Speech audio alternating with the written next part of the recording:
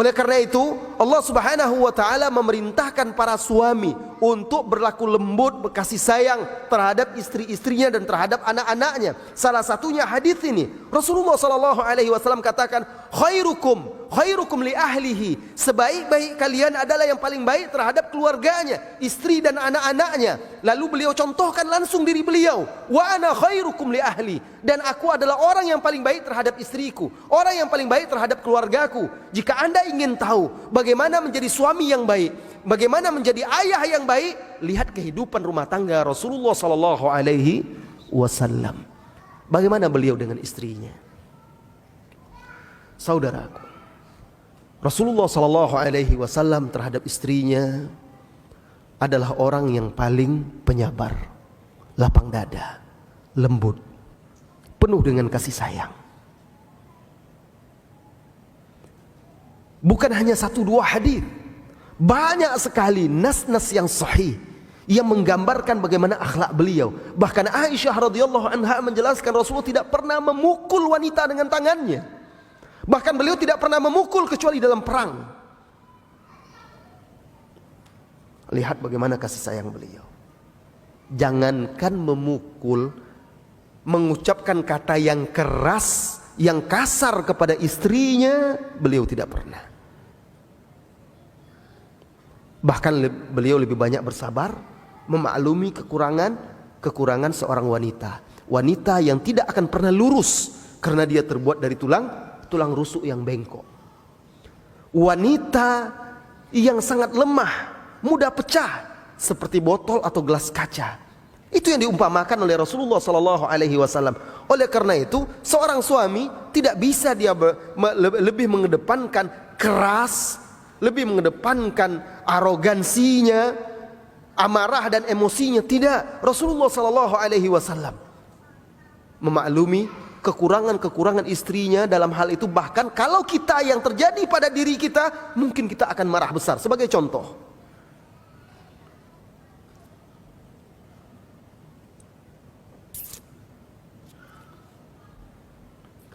Rasulullah SAW sedang duduk-duduk bersama sahabat-sahabatnya di rumah salah seorang istrinya, rumah Aisyah.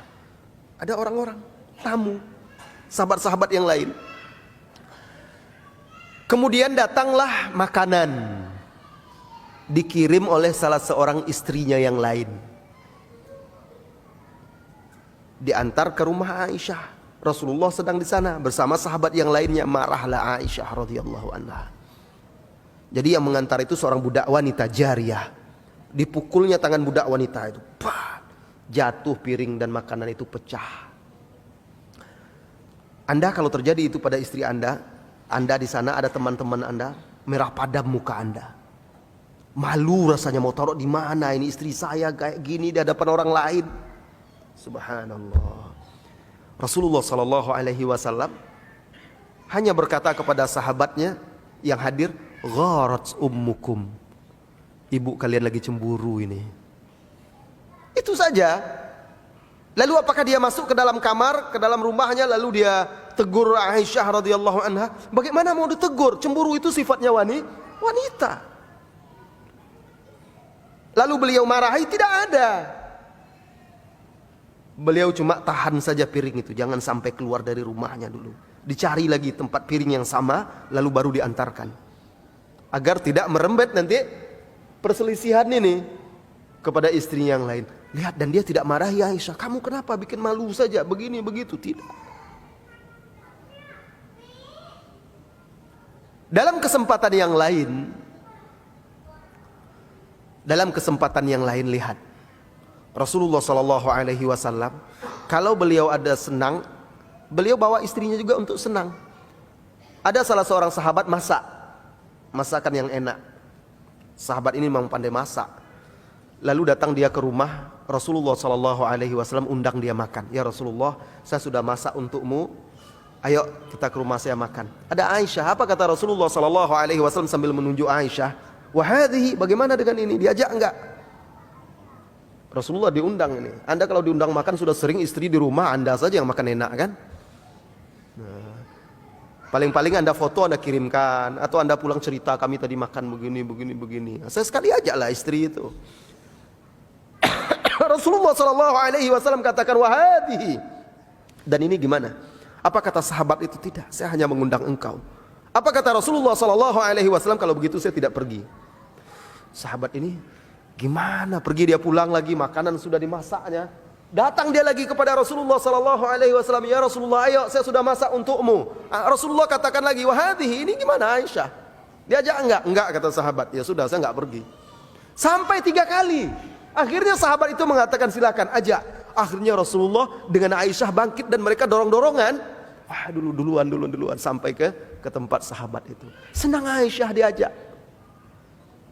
Rasulullah Sallallahu Alaihi Wasallam memberikan kesempatan kepada keluarganya, istrinya untuk bersenang. Lihat, ketika di dalam Sahih Bukhari, ketika Rasulullah ketika di Idul Fitri itu, sebagian orang-orang Habasyah waktu itu saat merayakan Idul Fitri itu mereka bersenang-senang main perang-perangan dengan tombak dan pedang di masjid. Main pedang, main tombak. Nah, rumah Rasulullah Sallallahu Alaihi Wasallam pintunya itu kan langsung gabung dengan masjid. Kalau dibuka tirainya langsung ke masjid. Nah, Aisyah radhiyallahu anha ingin nonton itu, diajaknya Rasulullah Sallallahu Alaihi Wasallam. Mereka buka tirai, Rasulullah berdiri di depan melindunginya. Lalu Aisyah melihat dari belakang, meletakkan dagunya di pundak Rasulullah Sallallahu Alaihi Wasallam dan pipinya menempel ke pipi Rasulullah Sallallahu Alaihi Wasallam. Rasulullah persilahkan. Lalu sudah lama Rasulullah tanya kepada Aisyah, bagaimana Aisyah, cukup? Belum, kata Aisyah. Belum. Apa kata Aisyah radhiyallahu anha? Sebenarnya saya juga tidak ingin menonton itu. Saya ingin memperlihatkan bagaimana kedudukan saya di sisi Rasulullah sallallahu alaihi wasallam. Tapi Rasulullah dengan sabar. Dilihat, sabar saja, enggak apa-apa. Begitu Rasulullah sallallahu alaihi wasallam akhlaknya kepada istrinya. Bahkan dalam kondisi bertengkar pun pernah mereka bertengkar.